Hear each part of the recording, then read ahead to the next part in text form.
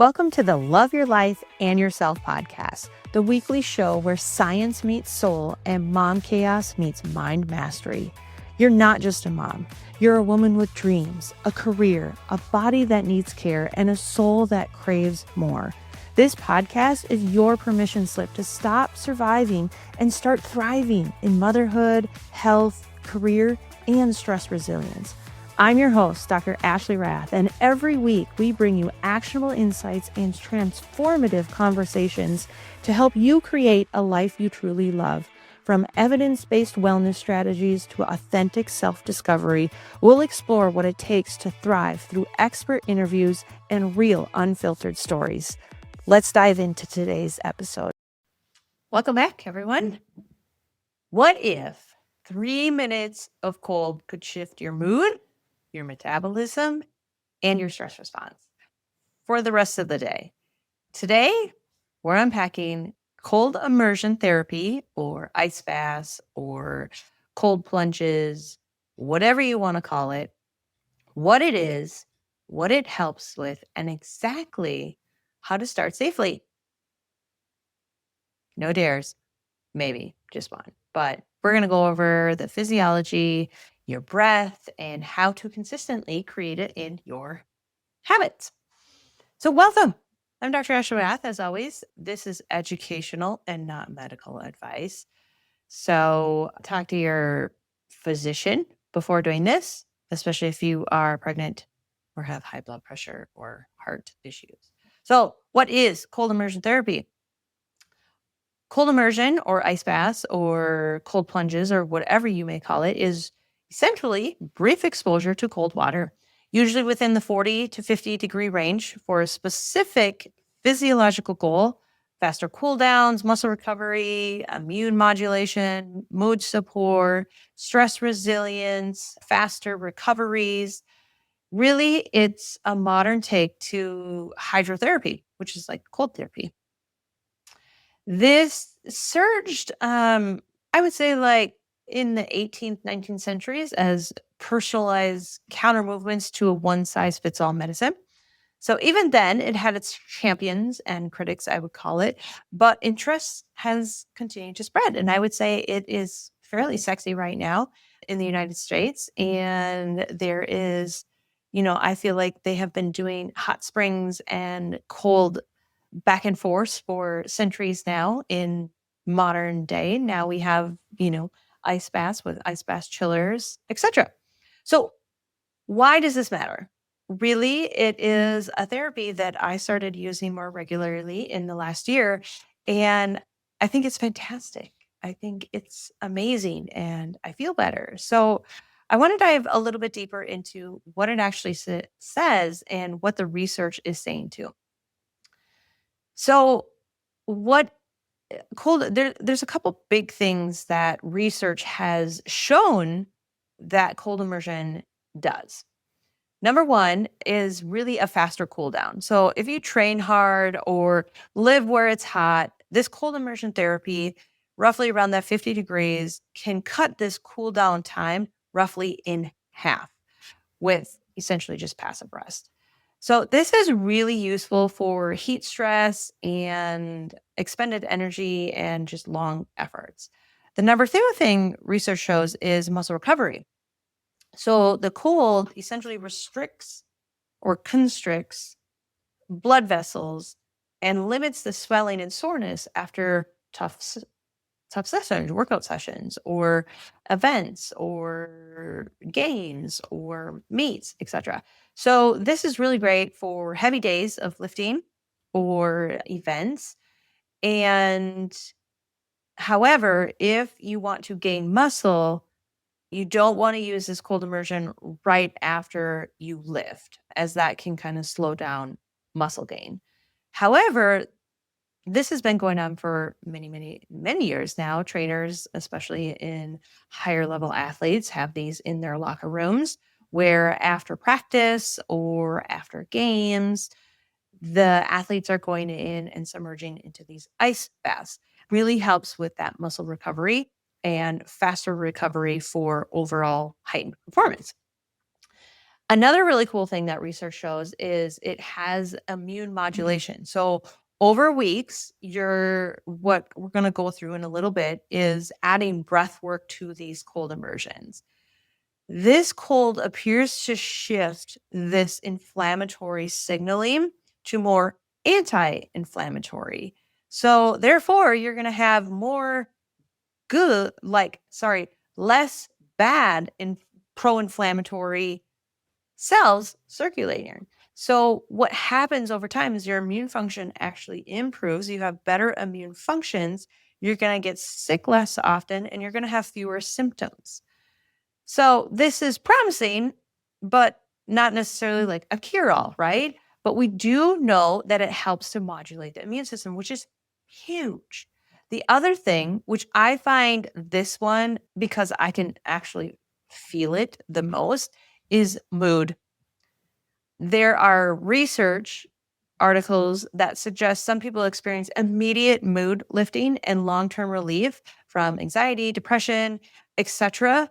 when cold immersion therapy is practiced safely and consistently. Consistently is the key. Honestly, what I've noticed personally is a heightened increase of energy, and I just feel more alert and awake and have just more clarity within my mind.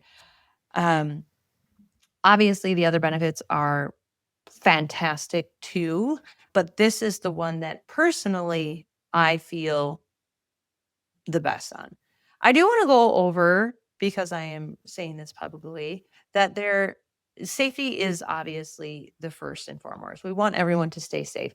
Cold shock does happen. It's like the initial when you first get in. Everything in your body is telling you not to do it, right?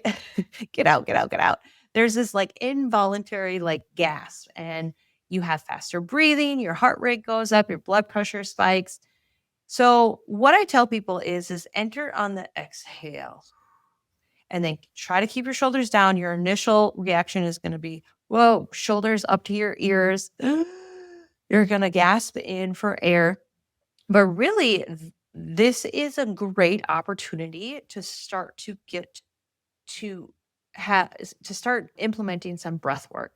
This is really, really, really powerful when we talk about nervous system hacks and how to kind of hijack that nervous system. So your breath is going to be your friend as you are working through that cold shock response that you most likely will have. So with another thing that happens is your dexterity and strength are going to drop. So we want to keep the session short. Really, I would say, you know, anywhere from 90 seconds upwards of a couple minutes. 4 or 5 minutes are kind of the top ones that I go in. Normally I'm in there for about 3 minutes. But what happens is when you are in that 40 to 50 degree weather, your whole muscles are going to not move as good. Your dexterity is going to decrease and your strength is going to drop. So you want to make sure that you're not in deep water when you do this. Like go into shallow water or in a cold plunge where you can stand up or sit. And then, of course, be able to get out. So don't stay in there much longer than just a couple minutes. We don't want hypothermia to start. Hypothermia really is just a longer exposure to cold. It's where your actual core temperature falls for a length of time. And you want to make sure you just kind of time cap these sessions so you're able to get out of the water and still feel in control. Another thing after you come out, so post immersion, after you relax, your stress hormones fall and your blood pressure is going to drop. You want to do this kind of gradually, not super sharp. You don't want super high spikes and drops in that blood pressure and core temp, essentially. So what do we do? How do you do it? So really, the easiest way to do it is if I were to give you a roadmap, let's say a 30-day on-ramp roadmap that's really not going to cost you anything extra. You don't have to buy anything. Is you can start in the shower, or you can even start with a bowl with ice, and you're going to dip your head in it. It has to be cold, so put the ice in and let the water cool down. Dip your head in it for 10 seconds, hold your breath, come out, and then do that again 3 times. The other thing is you can start in the shower. So really if this builds tolerance and nervous system control before you ever touch like a full immersion tub therapy. Honestly, I think the tub is easier than a cold shower. I love hot showers. Don't get me wrong, cold immersion therapy and cold plunges, ice baths, they are not that fun. I don't ever really want to get in them. It's kind of like working out for me. I do these things because I know I understand the benefits and I feel better after. So I like the baths better than the showers, but start with the shower because if you don't start, you're never going to do it. And you can finish like let's just say if I were to make a roadmap, let's say day 1 to 10, you finish the shower with 60 seconds of cold. If it's helpful, you can go 20 minutes on, 10 seconds off, and do that 3 times. And I want you to start breathing intentionally with this. You're going to breathe through your nose for 3 to 5 seconds and out through your mouth for 5 to 10. So you go.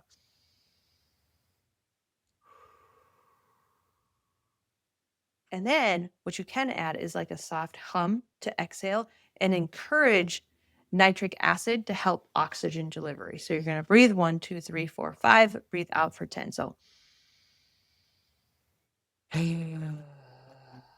right? Okay. So when you breathe out, you make the hum. I didn't do the full 10 seconds, but that is essentially what you're going to do. What you can do from days 11 to 20 is you're going to build for 2 to 3 minutes total. Yes, 2 to 3 minutes total in a cold shower. You can take a couple days off, 1 to 2 days off if you feel a little frazzled. And then days 21 to 30, you can bump it up to 3 to 5. Honestly, there's not a lot of research that goes past that kind of 2-3 minute mark. But if you want to push yourselves, do the 3 to 5. Make sure to use your breath. Your breath is going to help you stay in control. Your mind will stay more steady, and you will exit feeling more empowered and not a complete disaster and wrecked, which is not what we want, right? So again, make sure that you're healthy and strong enough to be able to handle this pregnancy, blood pressure, etc. This is not medical advice. I'm just telling you what works for me. There's a couple protocols: energy support, digestive, mood anxiety, immune support, and which one am I missing? Energy support, digestive support, mood, and immune support. So there's 4, sorry. Energy support, like all of these, in my opinion, work best at that 40 to 50 degree mark. If you want energy support, I'd love like the full submersion. If you don't have that, the 3 to 5 minutes in a shower is absolutely fantastic. Digestive support, what we would actually want to do is start to trigger a light shivering. So within, 1 to 3 minutes, it may take you longer if you're in a shower just because you're not fully submerged. But when you are actually gently shivering, that is going to support digestive support and fat loss the most. So let the shiver settle without aggressive rewarming, so not like a hot shower or anything, and just repeat 2 to 5 rounds as tolerated. Mood anxiety, same temp range, that 40 to 50.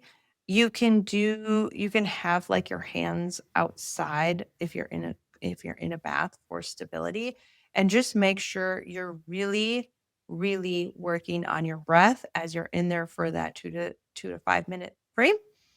If you want, you can even dunk your head in at the end. That's a great kind of shocker. And you really want to do this again for that like 3 to 5 minutes and let your body warm. All of these, you want to let your body warm gradually, not with super hot showers.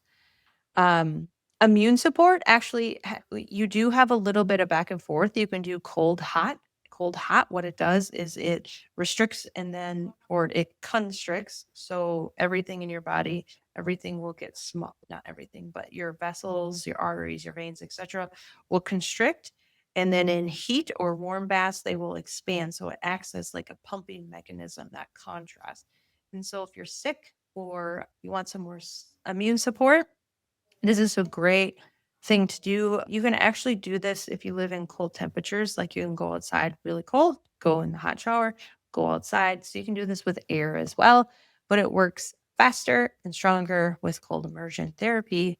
And if you want, you can dunk your head. Again, facial constriction works too. You're going to stimulate that part of the nervous system to help regulate that stress response. All right. When should I plunge?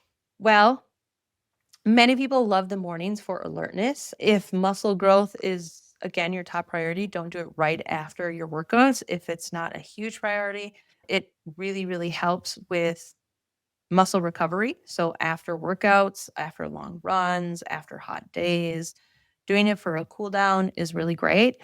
I would advise not to do it like right before you go to bed, because it is going to spike your cortisol a bit. So you're not going to want to spike your cortisol right before you hop into bed, because then you probably won't fall asleep. And your body needs a little bit of warming time. So it might take you a bit to fall asleep because you're freezing. So how do you know it's working? Well, consistency is key, but you're going to start to settle faster in the water. It's not going to be as hard when you first hop in. You're going to recover quicker afterwards. So your body is just going to have more resilience.